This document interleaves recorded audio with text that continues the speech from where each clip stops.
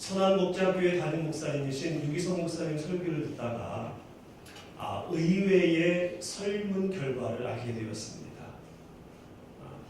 1년 중에 교회 나오기 가장 힘든 달이 언제입니까? 라는 질문에 의외로 5월달이라고 대답하는 사람들이 많았다는 거예요. 5월을 가정의 달이라고 하면서 교회에서도 온통 가족을 주제로 하고 가정 설교만 하니까 힘들다는 겁니다. 자녀 설교를 할 때에는 자녀가 없는 가정은 그 설교가 듣기 싫은 거예요. 그러면 그렇게 애써 노력했는데도 자녀가 없으므로 원망이 생기고요. 또 자녀 때문에 어려움 당하는 부모님은 그 설교를 받아들이지 못하는 거예요. 자녀를 노엽게 하지 말라라는 하나님의 말씀을 받아들일 수 없는 거예요. 그렇게 애쓰고 노력했는데 하루가 멀다 하고 속썩이는 자식, 그리고 본의 아니게 자식을 먼저 보낸 부모님은 그 자녀에 대한 설교를 들을 때 마음에 눈물이 흘려지기 때문에 불편하다는 겁니다. 또 하나님의 명령이지만 내 부모를 공경하라는 말씀을 들을 때에 엄마 아버지에게 상처 있는 사람은 이 말씀을 듣기가 쉽지 않다는 겁니다. 귀로는 들리는데 마음으로는 들리지 않아서 왜 목사님은 저런 설교를 하지? 목사님이 내 상황을 알아. 내 속에 어떤 응어리가 있는지 목사님 알고 하는 설교야? 라면서 오히려 설교에 대한 비판 마음이 있다는 것입니다. 그리고 효도를 하고 싶지만 효도의 기회를 잃어버린 자녀는 그저 부르자는 웁니다라는 말과 함께 마음과 함께 그저 눈물을 흘릴 수밖에 없어 부모님에 대한 설교 듣기 힘들어요. 또 남편, 아내, 형제간에 대한 그러한 설교를 들을 때에는 혼자 되셨거나 이혼인 분 그 말씀 듣기가 불편합니다. 그리고 심한 부부간의 갈등 상태에 있는 사람은요, 그 말씀 듣기가 매우 불쾌하다라고 쓴뿌리가 다시 올라온다는 겁니다. 이해됩니다. 왜 안 그렇겠습니까? 그러나 그럼에도 이 가족에 대한, 이 가정에 대한 말씀과 가르침에 우리는 귀를 쫑긋 세워야 할 줄로 믿습니다. 왜냐하면 하나님은 회복의 하나님이시기 때문에 무엇 때문에 우리 가정이 이렇게 되었는지 말씀을 통해서 내가 정답을 찾아갈 때에 회복의 역사를 하시는 하나님이기에 그 하나님을 바라보며 우리가 이 가정과 가족에 대한 말씀과 가르침에 귀를 기울일 때에 놀라운 회복의 역사가 우리에게 주어질 것이기 때문에 그렇다는 거예요. 더불어서 우리가 이 가족과 가정에 대한 말씀에 귀를 기울여야 될 것은 바로 이 가정의 시작을 하나님이 하셨기 때문에 그렇습니다. 가정 안에는 하나님의 흔적, 하나님의 섭리가 있기 때문에 내 가정의 모습, 내 가족의 상태는 좀 불편하지만은 그럼에도 불구하고 이 말씀을 우리가 영의 귀를 열고 들어야 된다는 거예요. 첫 번째 사람 아담을 하나님이 지으신 다음에 보기 좋았지만은 왠지 외로워 보였습니다. 고독해 보였습니다. 그래서 첫 번째 이웃 하와를 만들어서 둘을 짝지음으로 가정이 시작된 거예요. 그러므로 가정은 하나님의 최고의 걸작품입니다. 그래서 가족을 통해서, 가족 구성원을 통해서 하나님의 사랑과 하나님의 은혜와 하나님의 섭리를 알게 하기를 원하신다는 거예요. 여러분, 가정의 생활을 통해서 하나님의 섭리를 깨닫게 되기를 주님의 이름으로 축원합니다. 그도 그럴 것이 가정이 행복하면은요, 우리 믿음의 생활이 순탄해집니다. 누가 와서 설교를 해도 은혜가 되고 아멘하면 됩니다. 기도가 절로 나와요. 그렇지만 가정의 어려움을 한번 생각해 보십시오. 정말 후회될 정도로 자녀가 한번 속썩인 상태에 한번 이르러보게 되면요, 주님이 오셔서 설교하셔도 은혜가 안 돼요. 기도 안 됩니다. 교회 오는 게 불편해요. 왜냐하면 가정을 통해서 하나님이 보여지기 때문에, 느껴지기 때문에 그렇다는 거죠. 저는 3남 4녀 중에 6번째로 태어났습니다. 많지요? 지금 보니까 형제자매가 많은 게 좋더라고요. 저는 참 좋은 부모님을 만났습니다. 하나님의 축복이지요. 그리고 믿음의 유산을 받아서 그 행복하고 부모님이 싸우는 걸 한 번도 못 보고, 그리고 특별히 저는 아버지와의 관계가 대단히 돈독했습니다. 아버지는 저의 인생의 모델이었어요. 아버지가 제 마음에 한 번도 벗겨난 적이 없었어요. 진짜 살아있기 때문에. 남을 위해 평생 사시면서 너도 남을 위해 살아야 된다라는 아름다운 교훈을 남겨주신 우리 아버지. 아버지를 통해서 저는 하나님을 느꼈습니다. 아니, 하나님을 보았습니다. 그리스도의 삶이 무엇인지를 아버지를 통해서 하늘에 계신 아버지의 뜻을 충분히 알 수가 있었어요. 그러던 어느 날 60대던 해의 아버지가 전의 암으로 온몸에 암이 다 퍼져서 3개월 사형 선고를 받게 됩니다. 집안에 이러한 어려움이 생기니까 하나님이 보이질 않더라고요. 보이긴 보이는데 하나님이 원망스럽더라고요. 차라리 나를 지시기 왜 우리 아버지를 건드십니까? 하나님 하면서 반항을 하고 있더라고요. 제가. 우리 형제들도, 우리 누나들도. 그러나 살아계신 하나님은 또 우리 아버지를 통해서 기적적인 치료를 하심으로 영원하신 전지전능하신 하나님을 저희 자녀들에게 현실적으로 보여주셨습니다. 우리 아버지 90이세요. 30년째 살아계십니다. 암덩어리를 그대로 안고 살고 계세요. 14년 됐을 때에 담소증이 걸려서 병원에 갔습니다. 하나님 역사하셨지만 그래도 우리가 한번 확인해보자. 이렇게 3개월 사실 분이 지금 14년째 살고 계시니 암이 싹 사라지지 않았겠느냐. 그때는 시커맸지만 그래서 찍어보자. 그래서 찍어봤더니 암덩어리가 그대로 있습니다. 시커매요, 속이. 그 상태로 14년을 하나님께서 생명 연장시켜 주시면서 내가 생명의 하나님이라는 것을 우리 가족에게 말씀하셨고요. 16년도에서 지금 30년째 살아 계십니다.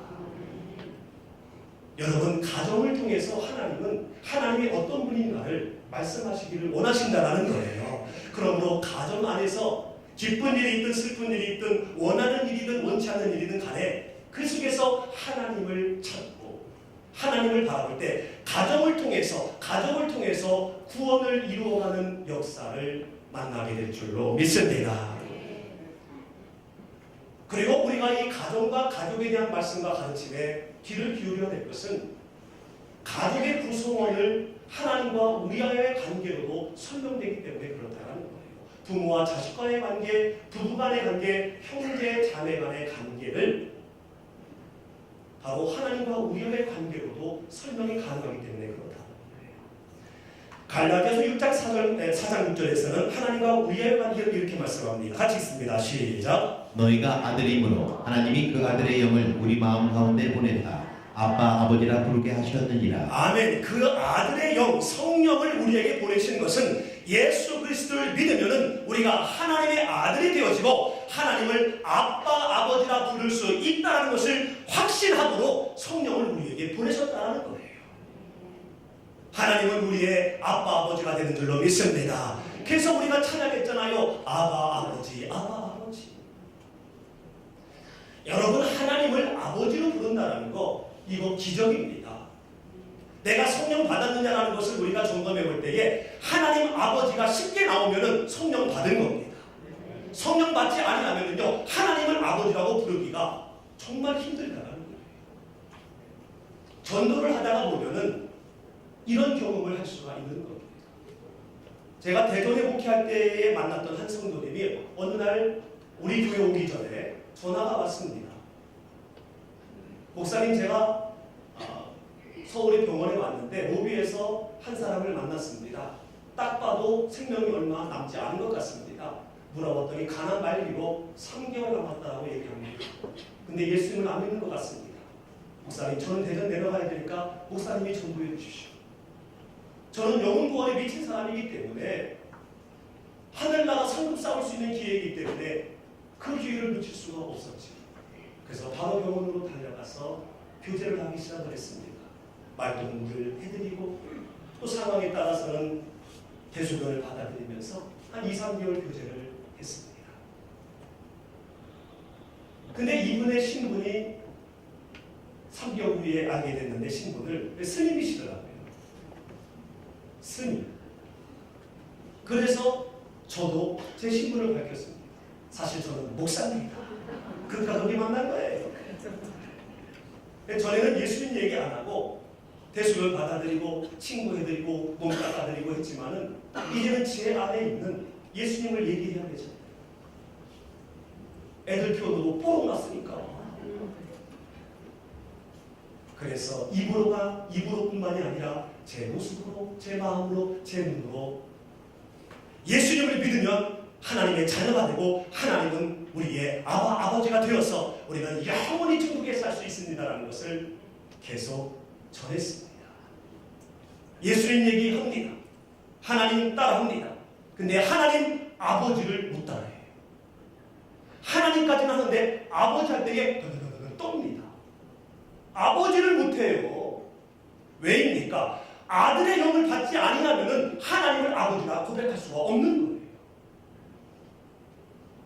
그분의 인종을 저는 보지 못했습니다만은 그분과 연락하는 친구분과 제가 연락을 했었는데 임종하기 전에 하나님 아버지 감사합니다 고백하고 숨을 거두셨대요. 저는 천국에서 우리 사랑하는 스님 만날 줄로 믿습니다.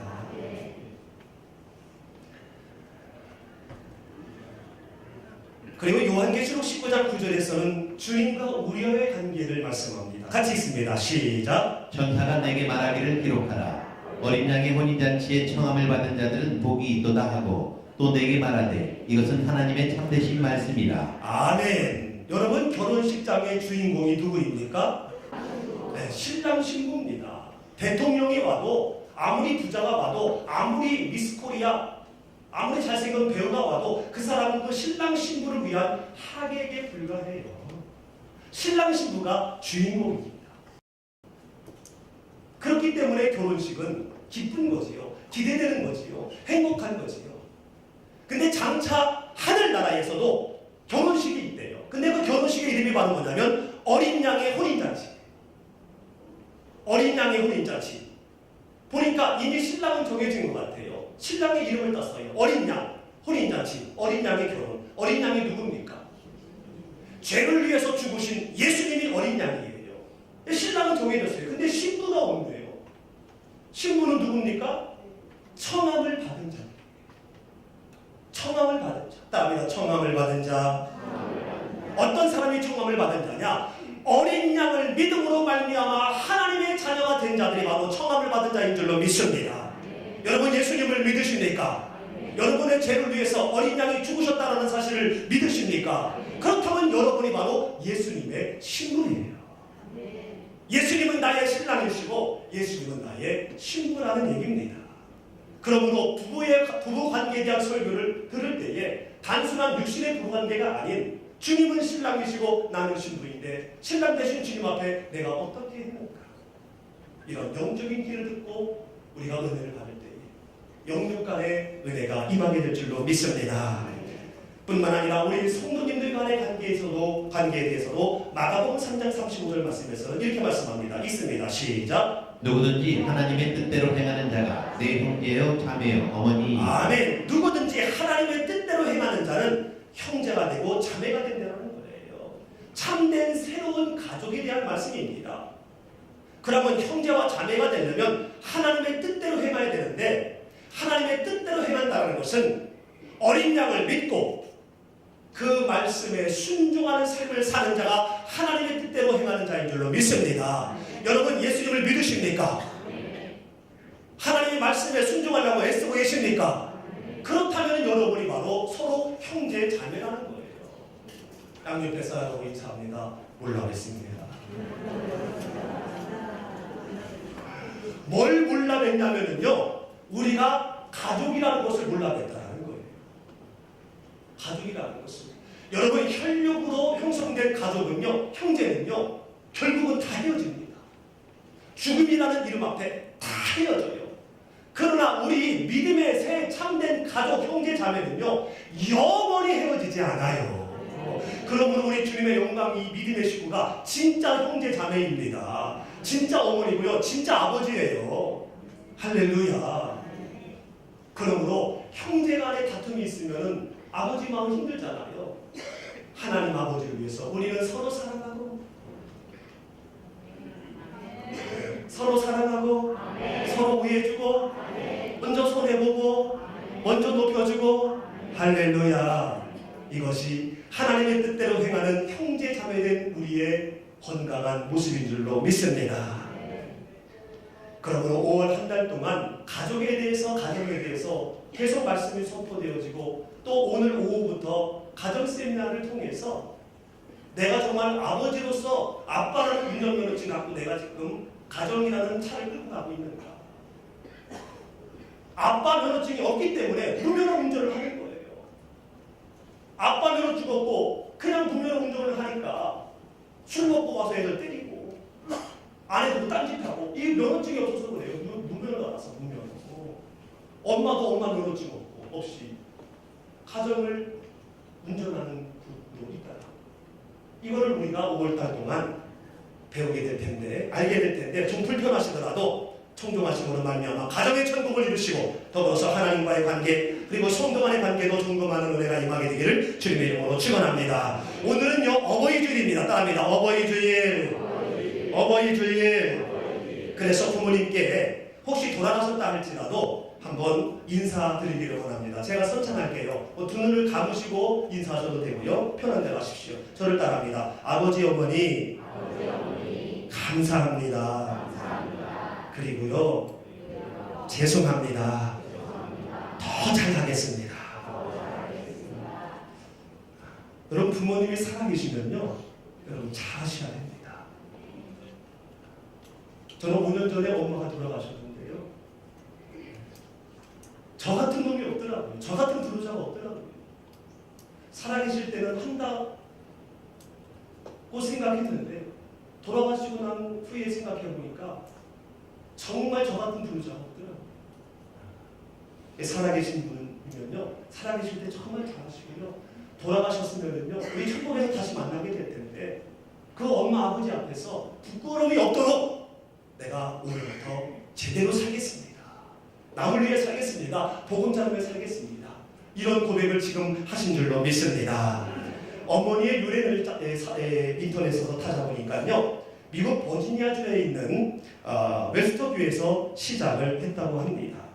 26년 동안 주일학교 선생님을 했던 자비스 부인의 추도식 때 그의 딸 안나가 우리 어머니의 가르침을 기억하고 실천하겠습니다라는 말에 감동받은 사람들이 우리가 어머니 날을 정해서 기념하고 그 뜻을 길이자라며 지켜왔다는 겁니다. 이 어머니의 사랑을 기리는 정신은 미국에 굉장한 영향력을 발휘했다고 그래요. 그래서 1914년 국회에서는 5월 둘째 주일을 아예 어버이 주일로 정했다고 합니다. 이 어머니 주일은 1930년에 부생을 통해서 우리나라에도 소개가 되었습니다. 그리고 초대 대통령 이승만 대통령께서는 이 어머니의 사랑을 기리는 것은 이 정신은 매우 중요하다. 전 국민이 알아야 된다라면서 1955년 5월 8일을 어머니 날로 정한 거예요. 그리고 전국에 공포를 하셨다고 합니다. 그런데 아버지들이 반발을 한 거예요. 그럼 아버지는 뭐냐? 또 키우신 분이 있잖아요. 할아버지도 있잖아요. 그럼 나는 뭐냐? 나는 반발에 의해 93년부터 부모님, 조부모님, 처부모님 그리고 어르신까지 포함한 의미로 어버이날이라 계칭을 했다는 거예요. 그리고 교회는 교회의 유래대로 5월 둘째 주일을 어버이 주일로 정하고 부모님의 은혜를 돌아보며 감사하고 하나님의 명령은 효를 생각하는 날로 지켜보게 되었다는 겁니다. 여러분 한자로 효를요 보면 늙을 누자에서 그 옆에 있는 게 숟가락비거든요. 숟가락비를 빼고 거기에 아들 자자를 집어넣은 형태예요. 그래서 효라는 것을 한문으로 풀어보면 나를 낳아주신 부모님이 나를 양육해 주신 분이 숟가락 들 정도의 힘이 없는 상황, 숟가락조차 들 수 없는 상황에 숟가락을 대신 들어드리는 것, 숟가락 역할을 해드리는 것이 바로 효라는 거예요. 참 맞는 풀이라고 생각을 합니다. 여러분 부모님에게 여러분이 섬기고 있는 어르신들에게 숟가락이 되어야 할 줄로 믿습니다. 숟가락이 되어야 할 줄로 믿습니다. 옆에 사람하고 인사합니다. 숟가락이 되십시오. 성경에서는요, 효라는 단어를 많이 사용하지 않고 있습니다. 그러나 성경 전반에 이 효 사상은 절절히 흐르고 있습니다. 예수님께서도 십자가에 죽으시기 직전에 제자에게 울고 계시는 어머니를 부탁하면서 효에 대한 가르침을 마지막으로 하셨습니다. 그래서 이제 종교개혁자 마르틴 루터는 부모님은 세상에서 하나님을 대신하는 분이기 때문에 하나님을 믿는다면 부모님을 공경하고 효를 행해야 된다고 강조했습니다. 여러분, 부모님께 효도해야 될 줄로 믿습니다. 어르신들께 더 잘해드려야 될 줄로 믿습니다.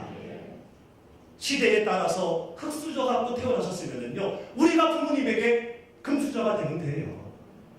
할렐루야. 그러면 이렇게 효도를 해야 될 이유가 무엇일까요? 참 많습니다만은 첫 번째 이유는 따릅니다. 나를 낳아주셨기 때문에. 제 아무리 잘나고 제 아무리 똑똑하고 제 아무리 높은 위치에 있고 제 아무리 부자가 됐다 할지라도 부모님이 낳아주셨기 때문에 지금의 나의 모든 것들이 가능해진 거예요.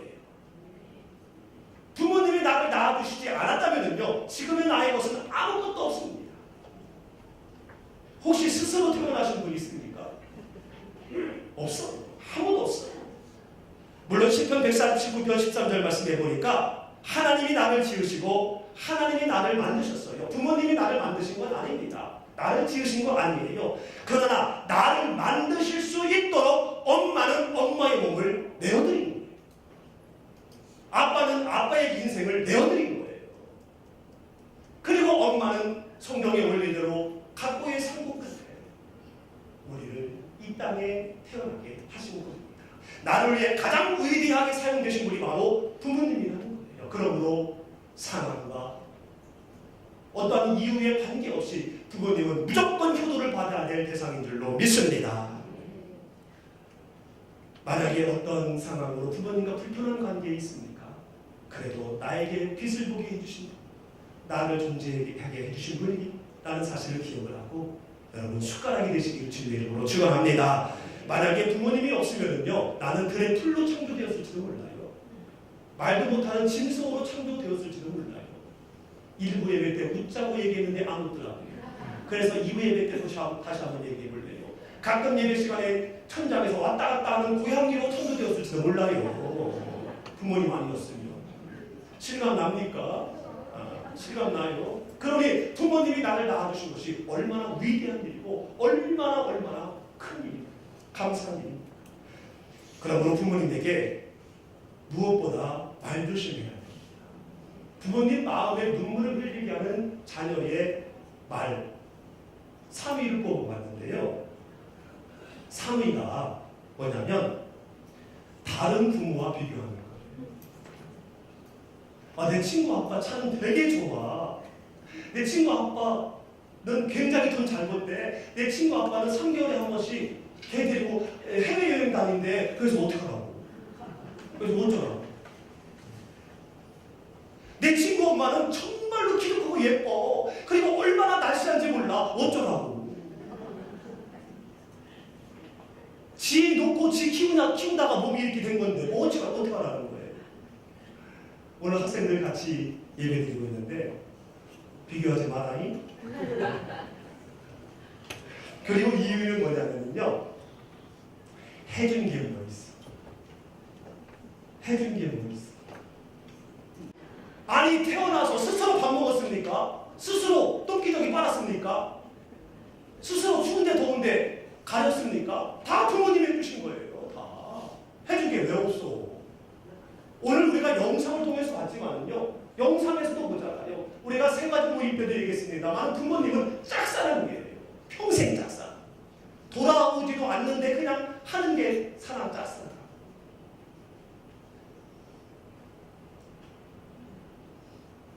인생 가운데 해보고 싶은 거. 애들은 다 무슨 뭐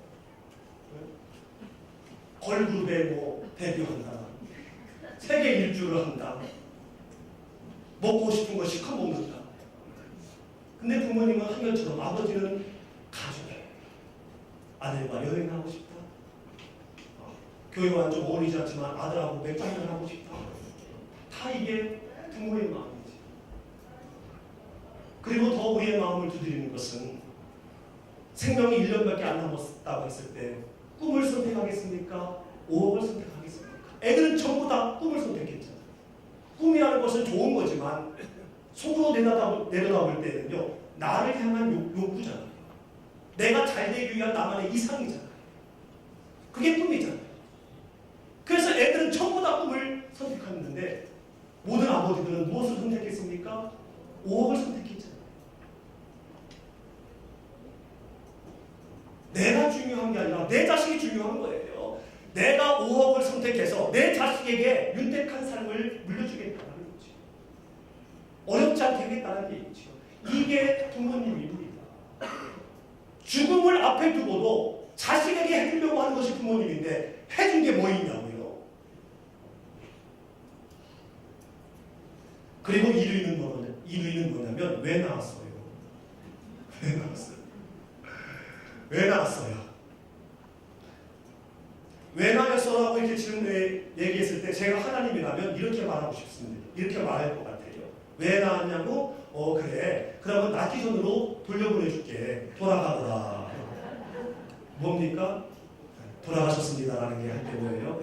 네. 죽으면 되고 죽으면. 그럼 원하는 대로 돌아가는 거예요. 부모님을 통해서 우리를 낳게 하신 것은 하나님의 섭리가 있기 때문에 부모님을 활용해서 우리를 낳게 하신 거예요. 그러므로 왜 낳았어요라는 이 언어는요, 부모님의 마음을 불편하게 하는 그 이전에 하나님을 대적하는 거예요. 하나님은 부모님을 통해서 낳게 하셨습니다. 그래서 우리는 자녀가 된 거예요. 그래서 오늘 1절 말씀도 자녀들아, 자녀들아, 자녀들아 이렇게 말씀을 시작하고 있는 걸 봅니다. 자녀라는 말은 낳은 부모가 있음을 전제하는 말로 효도하고 순종해야 할 가장 큰 이유가 나를 낳아주셨기 때문이라는 것을 말씀하고 있는 겁니다. 부모님은 나의 뿌리입니다. 따라합니다. 나의 뿌리. 뿌리 없는 거목은 없어요. 거목이라 할지라도 뿌리를 뽑아버리면 거목은 쓰러집니다. 뿌리가 있기 때문에 거목이 된 거예요. 부모님이 바로 나의 뿌리라는 거예요.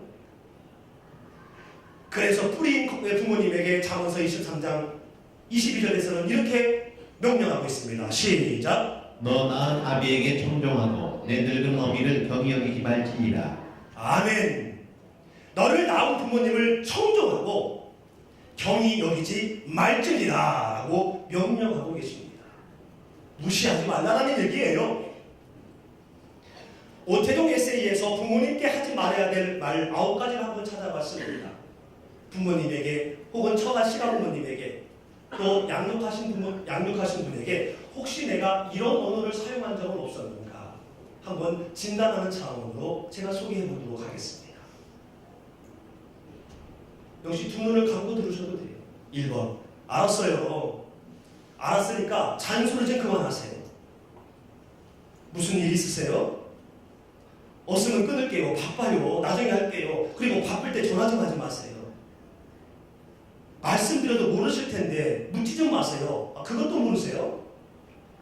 하지 말라고 제가 몇 번이나 말씀드렸습니까? 지금 저 무시하는 거예요?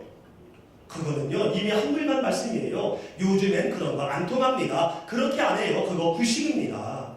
제 방 청소 좀 하지 말라고 그랬죠? 물건을 찾을 수가 없잖아요.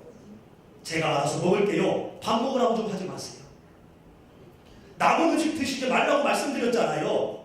왜 늘 제 말에 귀담아 듣지 않는 거예요? 제가 알아서 할 테니까 참견하지 마세요. 귀찮아 죽겠어요. 낳아주신 부모님이 이런 말 들을 이유가 없지요. 이런 말 들으려고 낳으시고 뼈 빠지게 일하면서 키우셨습니까? 그렇지 않다는 거예요. 그러므로 우리 자녀는요, 나이가 어린 자녀이든 어르신인 자녀이든 살아계신 부모님께 또한 섬겨야 될 어르신께 말 조심하고 행동 조심해야 할 줄로 믿습니다. 더불어서 하나님의 형상대로 지음받았지만 죄로 인하여 분리되었습니다. 그러나 아들을 보내주셔서 다시 하나님의 자녀 삼으신 하나님 아버지께도 우리는 말과 행동 조심해야 할 줄로 믿습니다.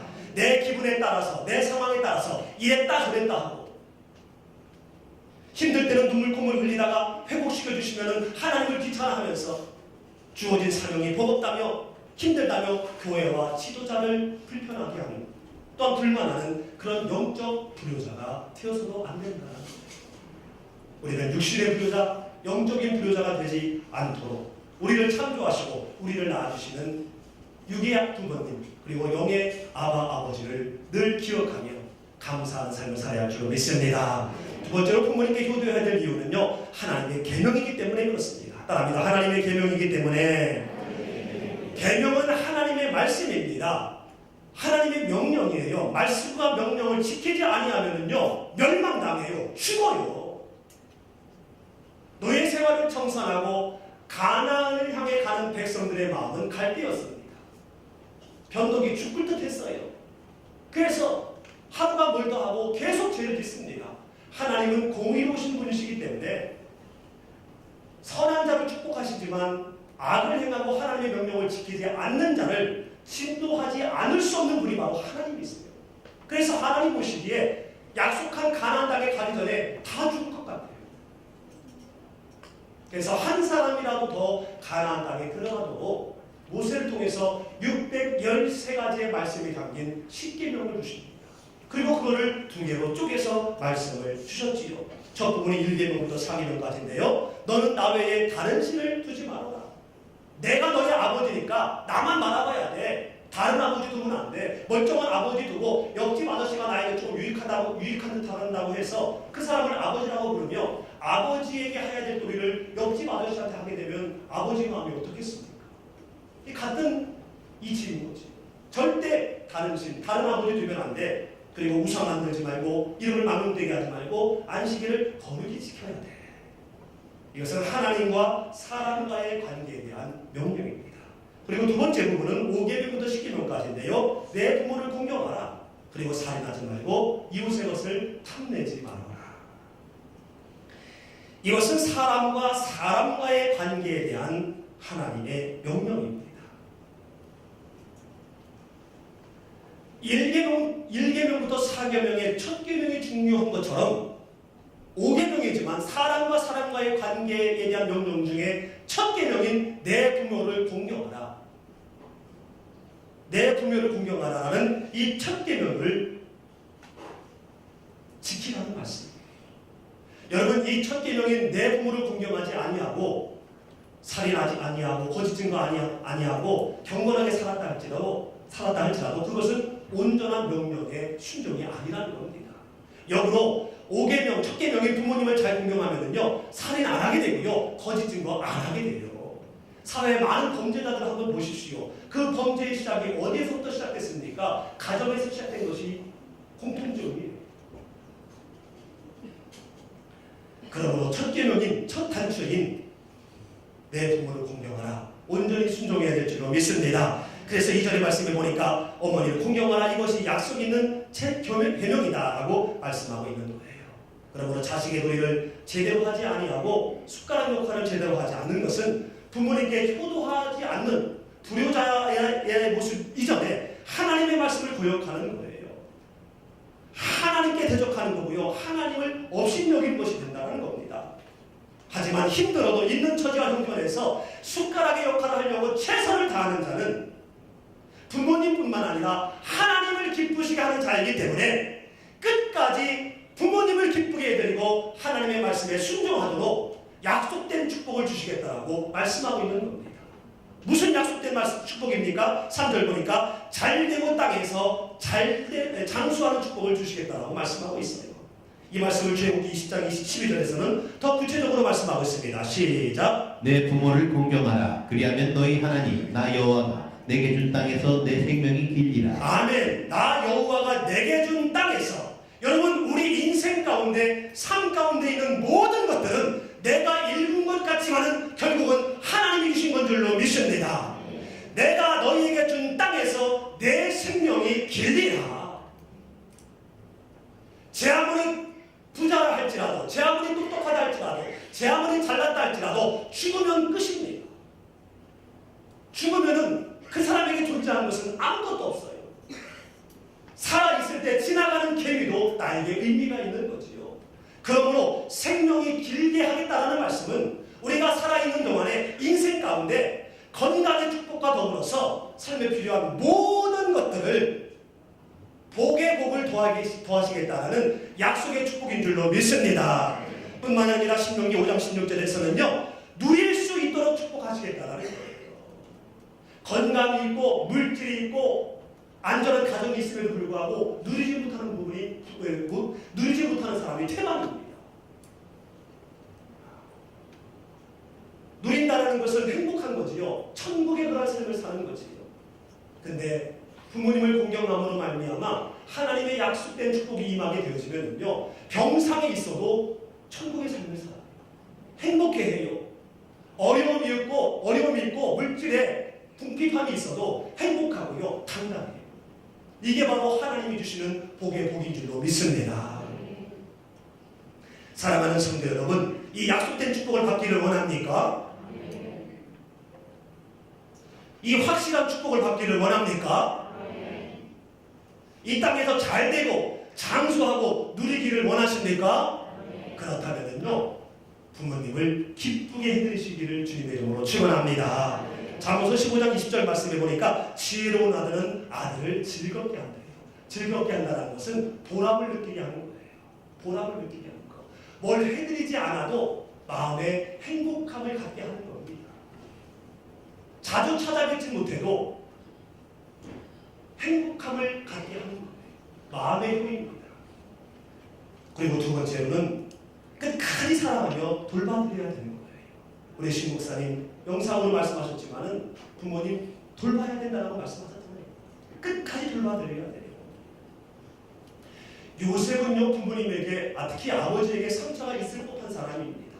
아버지 때문에 인생 망한 사람이에요.